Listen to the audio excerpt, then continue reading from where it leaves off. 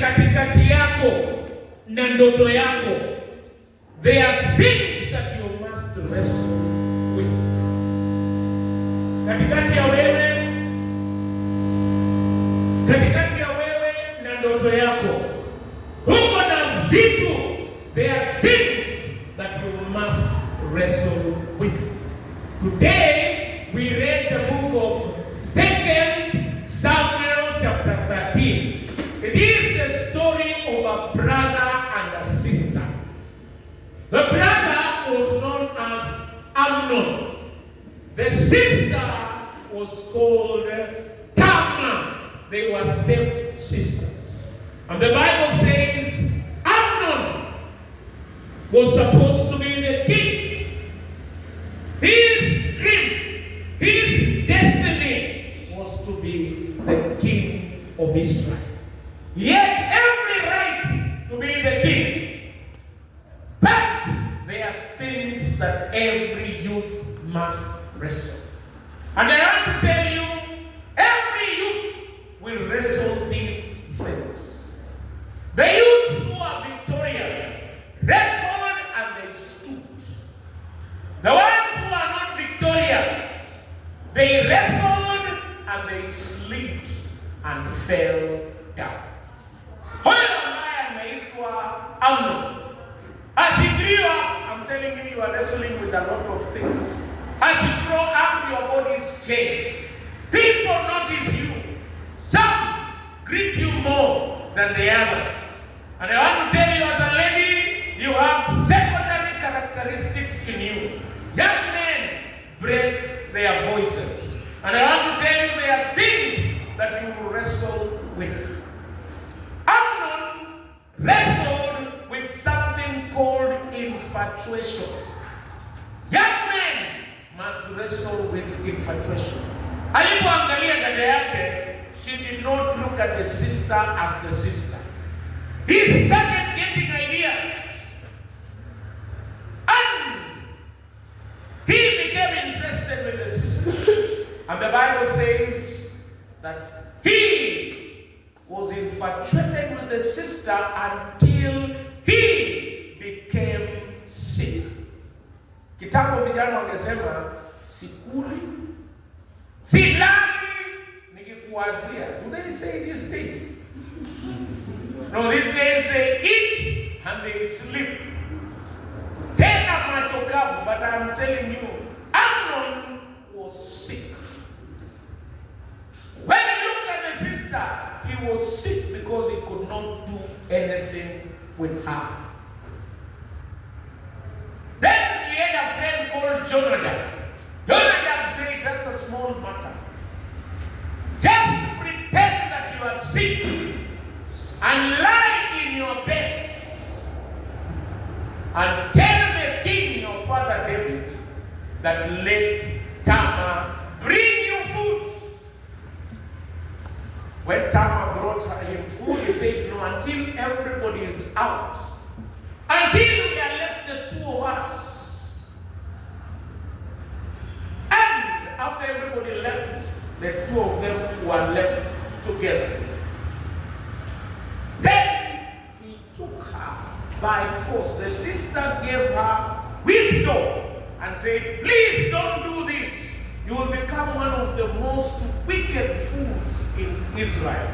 But a man full of infatuation and lust could not listen to anything. That's why sometimes it is dangerous to be alone with certain people. You only meet certain people when you are in a group. The sister was infatuated. The man was infatuated. Forced himself into the sister.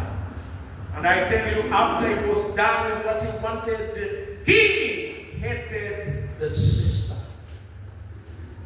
After hating the sister, he told the sister, get out and get away. The sister was hurt. Later, she committed suicide. Allow me to say that there are things that a young man must wrestle. Number one, something that is called infatuation. Sometimes this infatuation is brought via the social media.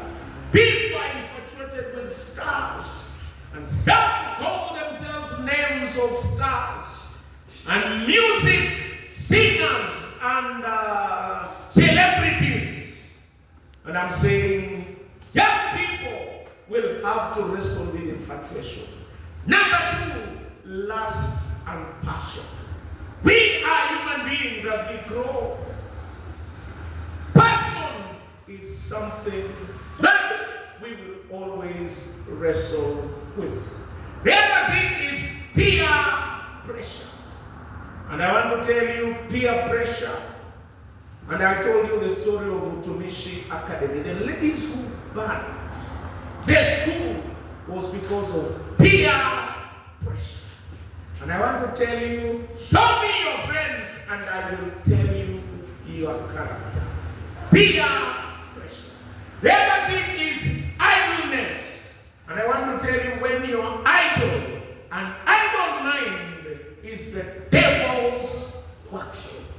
Show me an idle mind, an idle man or an idle lady, and I will show you a disjointed lady or young man going nowhere.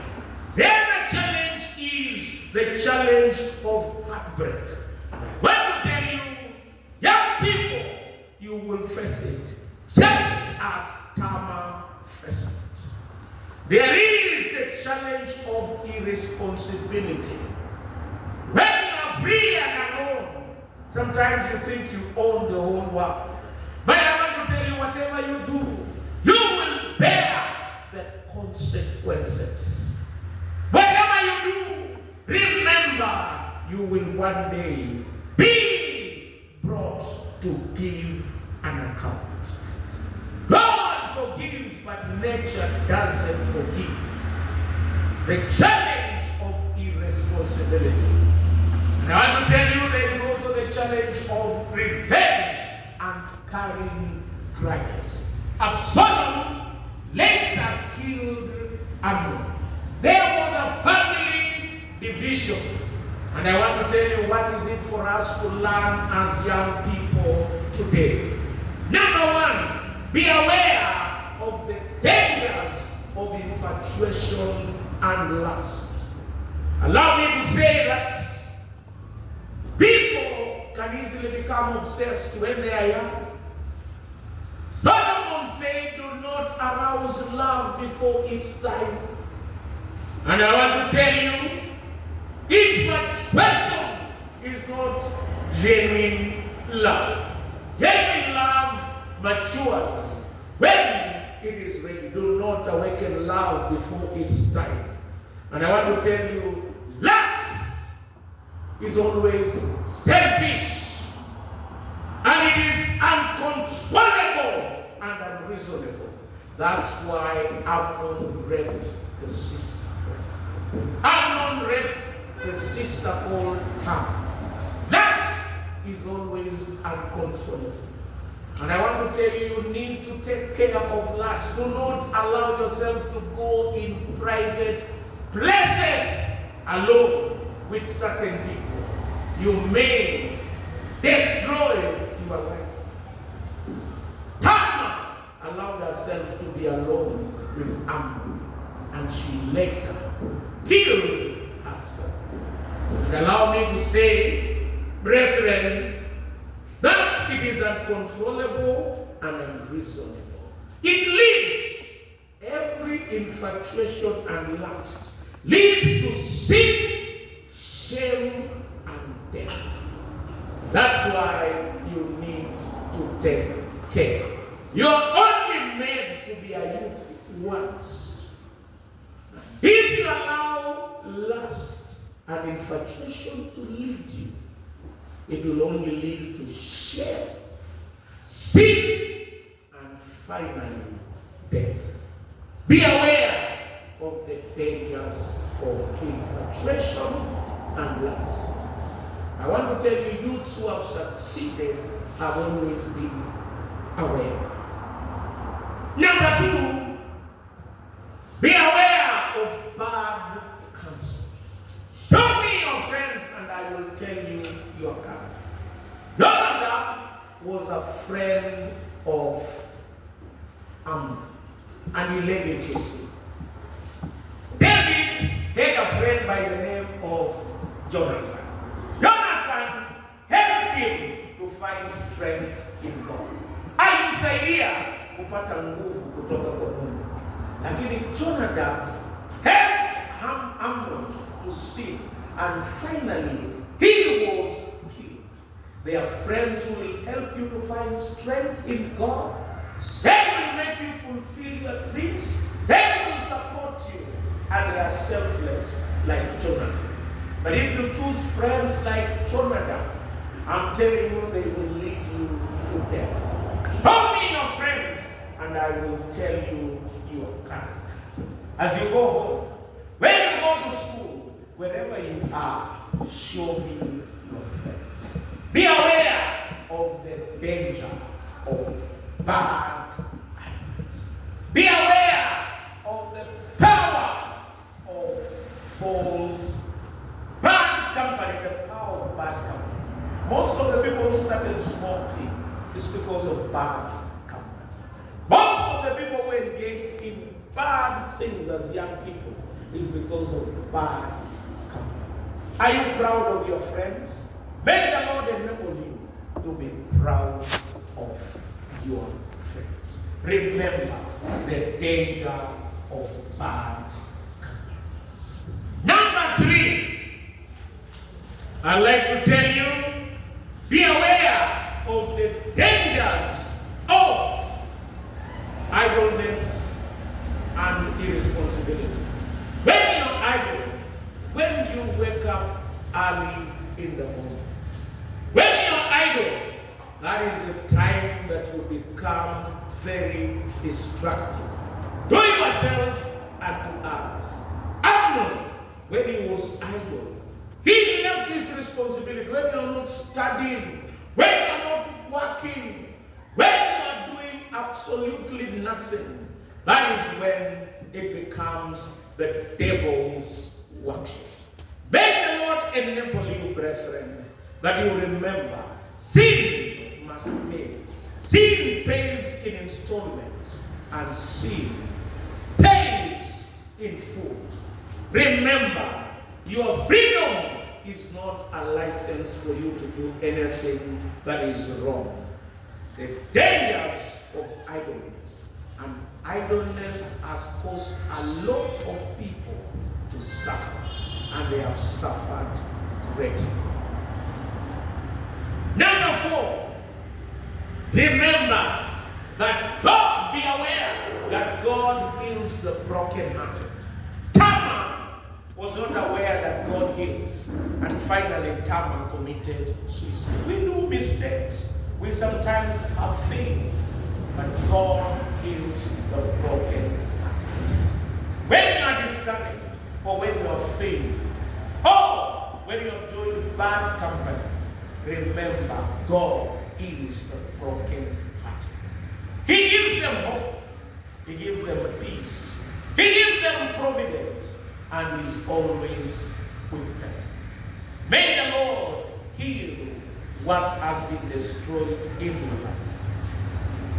Let me tell you, one day I met a young person. We were walking in Kitale town. I met a young person. We used to study with him, and he told me, Jesosi, today, money is not the problem. Mimi nina pesa ya kutosha. I stole my father's 10 bags of maize. Money is not the problem. Ukitaka tutakunywa chakula, ukitaka tutakunywa kusa, ukitaka tutafuta bank. He had not met me for 17 years, and he thought that I was like before. I told him, you are right except one thing. God gave me a second chance. God meant my broken hearts, my broken history, and my broken past. And these days I am a priest in the Anglican Church. He looked at me from head and toe and he said, wewe ni padri kweli? Nikamwambia mimi ni padri. Akaniambia wewe ni padri. Kila mtu anaweza kuwa padri. restore, and be given another chance. Where you have failed, remember it will not be like that forever. God will restore what has been destroyed in your life. Tamar did not realize that. That's why she committed suicide. When you have made a mistake, it is not fatal, it is not final. God can restore you. And allow me to say that, be aware and always remember that God gives people another chance. As I conclude, let us always remember, sin has its consequences. The family of David, because of his sin, there was pain. Sin takes you further than you want to go. Sin must pay. Sin pays in installment in this world, and sin will pay in full in heaven. The family was shattered. People lost their life. Amnon and Sarah and Amnon and Tamar died. Absalom later was killed, and the cycle continued. As I conclude, remember things that you must wrestle with. Are you going to stand, or are you going to slide and fall? May you be counted as among young men who stood and they achieved their dreams and goals. Wherever you are, in school, at home, may you stand and be victorious. Be aware of these things. Number one, the danger of infatuation and lust. Be aware of the danger of bad company. The other thing that you need to be aware of, you need to be aware of the consequence of sin. Also become aware that God gives people another chance. And as we come to this rally, it is another chance. May the Lord give you another chance. May we be closer to Him. Examine ourselves, wrestle, and stand. And may we be victorious as young people. But we will leave a mark. May the Lord richly bless you. I want to take you to the Lord in prayer. Wherever you are, don't slide. Stand up. And as you stand up, God will give you another chance. As I conclude, I want to take you to the Lord in prayer, that you will stand and become victorious. Not only here, but also in school and in your congregation and in your church. Let us all pray.